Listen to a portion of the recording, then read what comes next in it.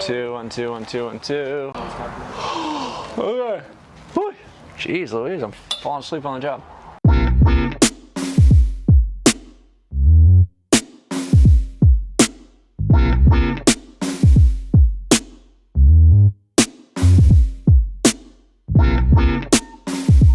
Okay, interior part 1.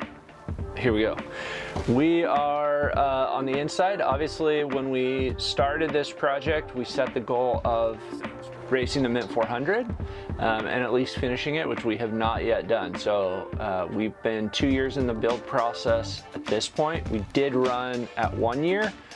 We broke. We talked about that last week in the video.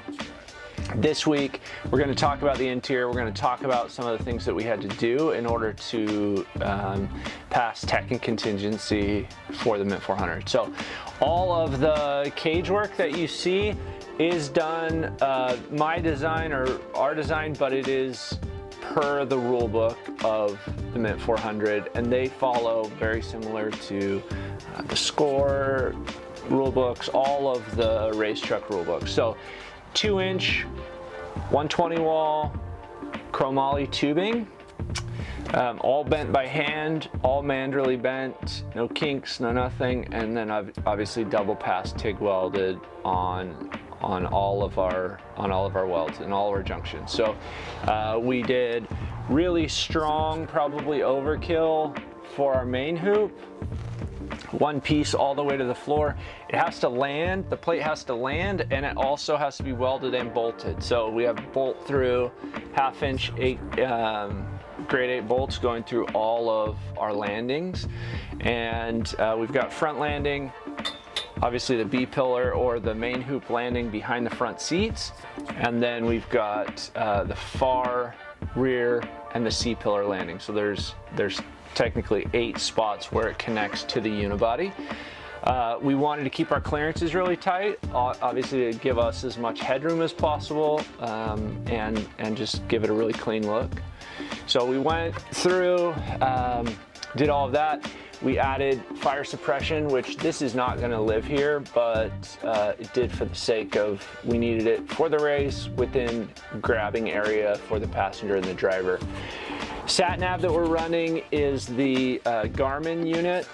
It's the, I think it's called the Baja Trail something or other. If you have questions about it, I can DM you the info. But then as we go, we did a Motion Raceworks steering quick release and adapted it to the stock column, which works really well. And honestly, we deleted a bunch of stuff off the steering wheel that we didn't need, and it's made for a much cleaner look. And what isn't awesome about taking your steering wheel off, putting it on the dash? So love that. Spod, which is a sister company of Baja Designs, hooked us up with the Bantam X, which simplifies wiring so much. Like all of our accessories, from the Garmin to any lighting, all of that stuff runs through it. It's super simple. You got a red wire and a black wire, and it runs up to a keypad, and bada bing, bada boom. So our horns, our rear lights, all of our lighting is through that. And I'm gonna do it in the next project that's coming soon, and they're awesome, awesome units. High quality, metal everything. They're sick. We did a Sparco wheel, which hold fast if you're watching. I would love to work with you on a steering wheel. I know you're more in the drift world, but I think it'd be sick. Also, the Terra Crew guys have a pretty cool steering wheel that I'm interested in. So there's gonna be a change on that as we refine things. The seats are out. We're gonna do carbon seats in this, and I think we're gonna go to a brown leather. So that's coming soon. You'll see more of that footage as we go. Pretty stock otherwise. The interior, I wanted to keep it stock gauges. It was really important that it felt like you were in a Porsche still. I did not want to take you too far from what Porsche did with the Cayenne. So all of the gauges, you got the 5 gauges across the instrument cluster. You got the ignition on the left-hand side, which is a Porsche thing from the beginning.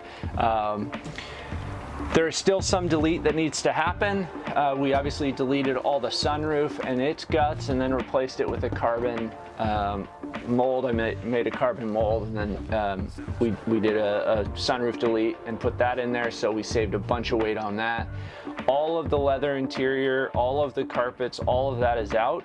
Carpet is going to go back in, so there'll be more videos about that as we go, but we've got to get to 0 before we can build back up. So that is all for this video for kind of the cockpit area. And there will be a part 2 video talking about the rear section, the rear cage, and some of that.